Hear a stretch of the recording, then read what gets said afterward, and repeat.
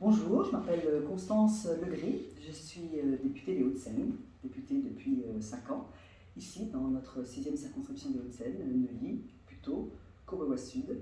Et à l'issue de ce premier mandat de députée, je me représente au suffrage de mes concitoyens pour les élections législatives des 12 et 19 juin prochains. Je me représente sous les couleurs de la majorité présidentielle, en soutien à l'action du chef de l'État, Emmanuel Macron.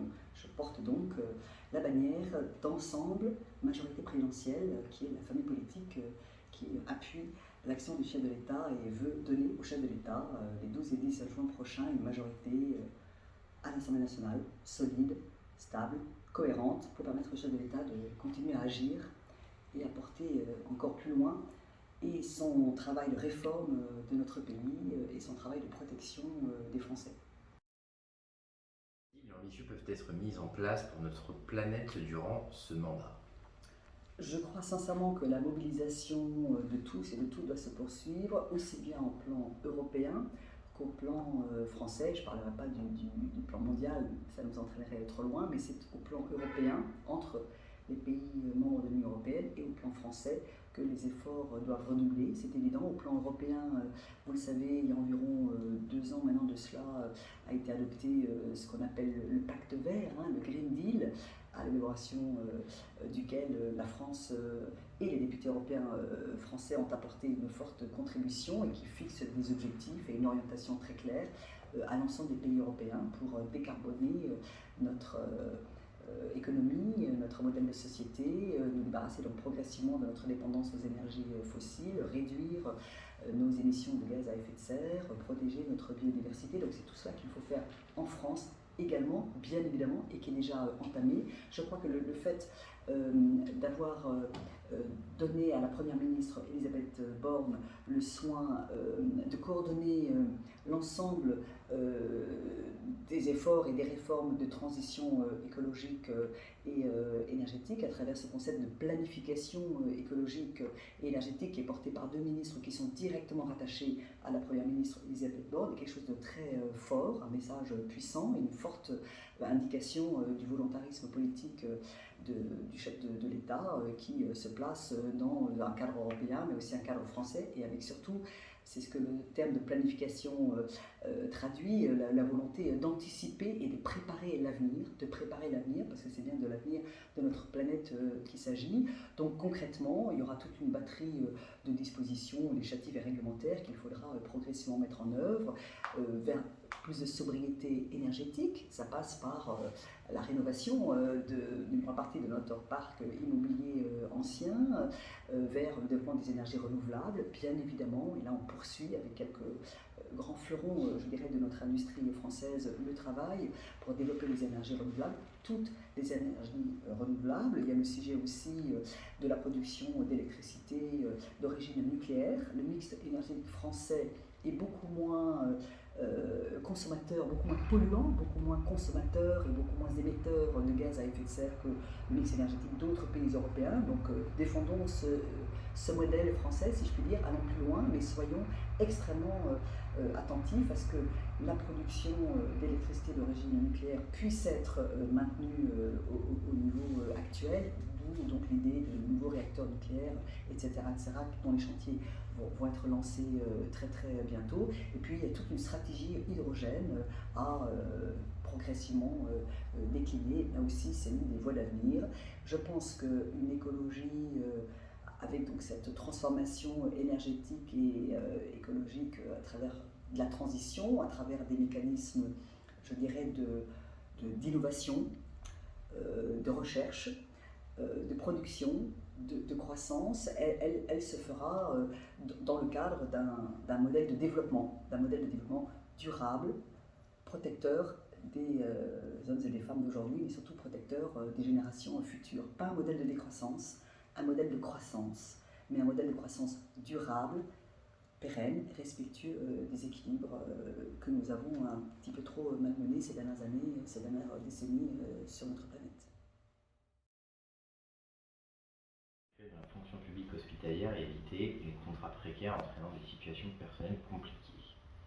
Clairement, et la crise de la Covid-19 nous l'a révélé de manière particulièrement brutale. brutale, voire cruelle, nous avons beaucoup à faire pour continuer à réformer et améliorer notre système de santé. Notre hôpital public souffre de carences et la situation de nos soignants doit continuer à être améliorée. Donc le Ségur de la santé, il y a quelques mois, un an à peu près déjà maintenant de cela, a déjà posé quelques jalons pour la revalorisation salariale, donc le rehaussement du niveau de la rémunération d'un certain nombre de soignants, infirmiers, aides-soignants, médecins hospitaliers. Il faut continuer, s'assurer que les dispositions décidées lors du Ségur de la santé soient appliquées. Il faut poursuivre, ça va coûter cher, c'est évident, mais c'est une priorité. Il faut poursuivre cette revalorisation du statut de nos soignants et pouvoir les ancrer durablement dans un système pérenne où ils sont reconnus, valorisés, où ils ont des perspectives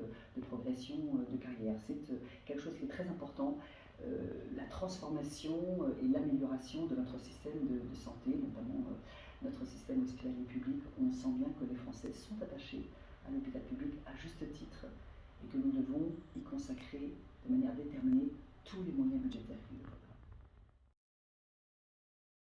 Éviter une perte de pouvoir d'achat, particulièrement pour les jeunes actifs. Alors effectivement, protéger et renforcer le pouvoir d'achat des Français est le chantier prioritaire, absolument prioritaire et urgent, je dirais même urgentissime, sur lequel se penche le gouvernement et sur lequel la nouvelle Assemblée nationale sortie des urnes fin juin aura à plancher immédiatement.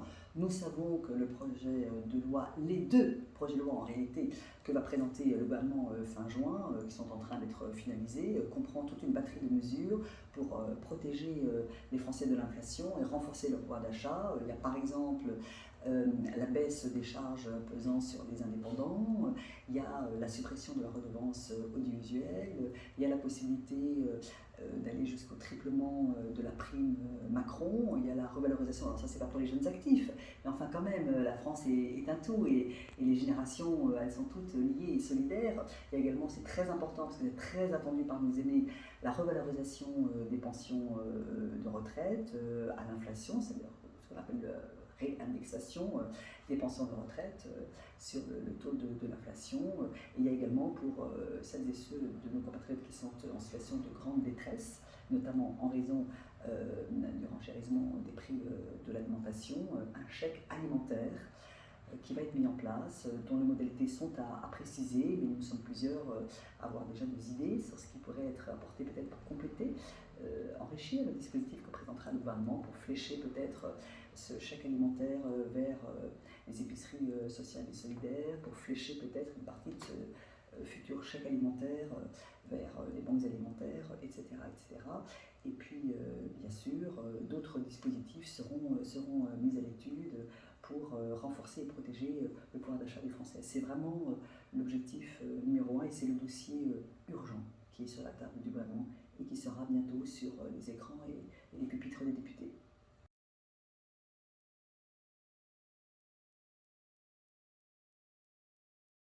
Pour les franciliens et leur donner accès à des logements décents.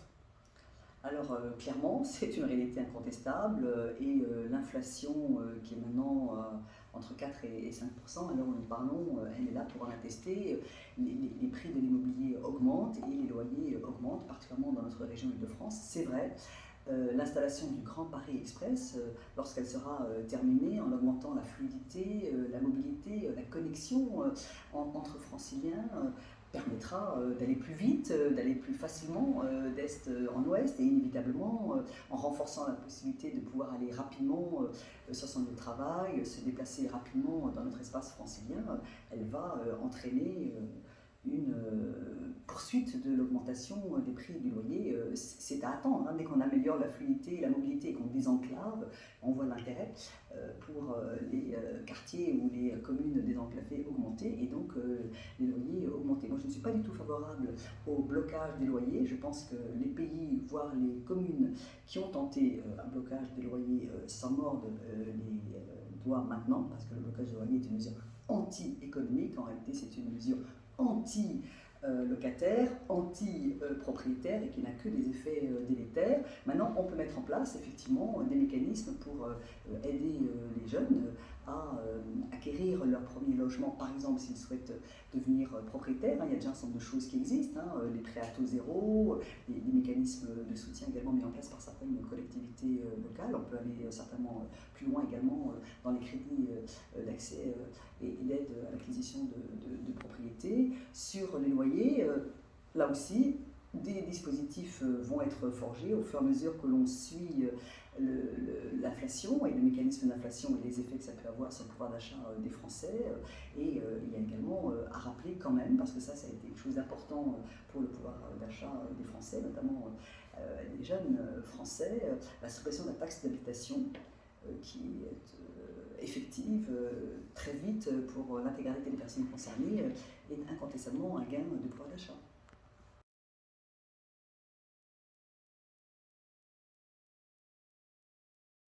À l'école et donner la possibilité à chacun de réussir à trouver une vie équilibrée une fois dans la vie active. Alors clairement, le chantier de l'école est un chantier prioritaire pour moi. L'éducation, c'est le sujet numéro un. Tout commence par l'école, par l'éducation. Beaucoup a été fait, il faut le reconnaître, durant le quinquennat qui vient de se terminer. Le dédoublement des classes de CP, le renforcement de l'acquisition des savoirs fondamentaux, la réforme du lycée et du bac qui a permis d'ouvrir plus largement, de manière plus diversifiée, le choix aux lycéens, le soutien à travers plusieurs dispositifs de soutien et d'aide aux devoirs, pour ne citer que quelques-unes des grandes mesures qui ont été mises en place, mais qu'il faut continuer. Très franchement, l'école doit continuer à être réformée. Il va falloir travailler en concertation avec les enseignants pour revaloriser le statut et la place des enseignants dans notre système scolaire. Il va falloir aller aussi, en tout cas ça c'est une conviction que je porte très fort, vers plus de responsabilité et d'autonomie donnée aux directeurs d'établissements scolaires. Nous sommes une société qui aspire de manière générale à plus de responsabilité, de liberté et d'autonomie, et les directeurs d'établissements scolaires doivent pouvoir être aidés, voire peut-être des avancées statutaires être accordées pour aller vers plus d'autonomie, de responsabilisation vis-à-vis tant de l'équipe pédagogique que du cadre général dans lequel l'enseignement est dispensé. Et nous devons à tout prix poursuivre le renforcement des savoirs fondamentaux pour véritablement faire de l'école de la République une école ouverte à tous et à toutes, et introduire dans notre société une véritable équité, une véritable égalité des chances. Je termine par un sujet qui me tient très très à cœur. C'est un combat politique et personnel, c'est celui de la poursuite de l'inclusion des élèves en situation de handicap. Là aussi, des progrès ont été accomplis, vraiment sérieusement, parce que nous venions de très très loin, nous la France, durant les 5 années passées, mais il faut continuer à pouvoir aller plus loin, plus fort, dans l'accueil des élèves en situation de handicap, dans les écoles, dans les collèges, dans les lycées. C'est véritablement une mission absolument essentielle, fondamentale.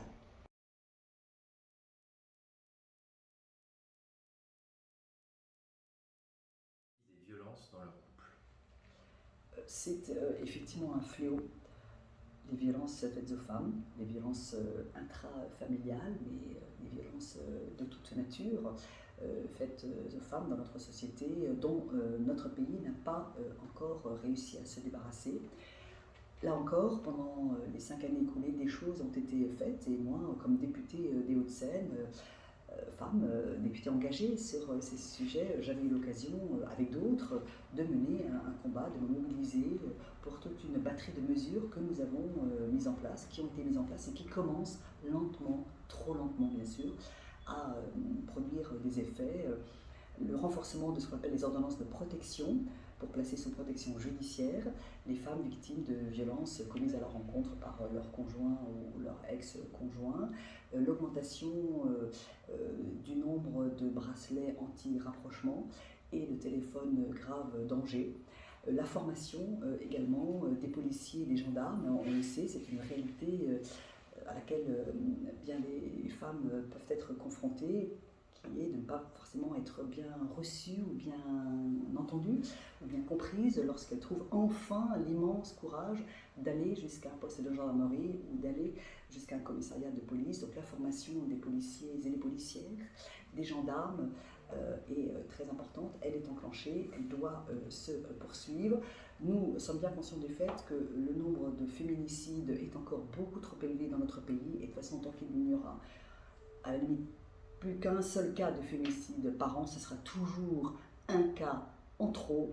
Donc la lutte de toute la société, ça passe aussi par l'éducation, par l'école et par ce que l'on peut apprendre à nos petits garçons et à nos petites filles, doit se poursuivre. On va être nombreux et nombreuses, j'espère, à se mobiliser tout au long du quinquennat à venir à l'Assemblée nationale pour continuer à mener ce combat. On peut s'inspirer aussi de ce qui s'est fait dans d'autres pays. Moi, je vais militer avec d'autres, si je suis réélue députée des Hauts-de-Seine, pour l'installation d'une juridiction spécialisée. On a vu en Espagne qu'un tribunal spécialisé dans les violences conjugales, les violences intrafamiliales, parce que n'oublions jamais que quand les femmes sont victimes de violences, ce sont les enfants également qui subissent de très graves traumatismes très violents.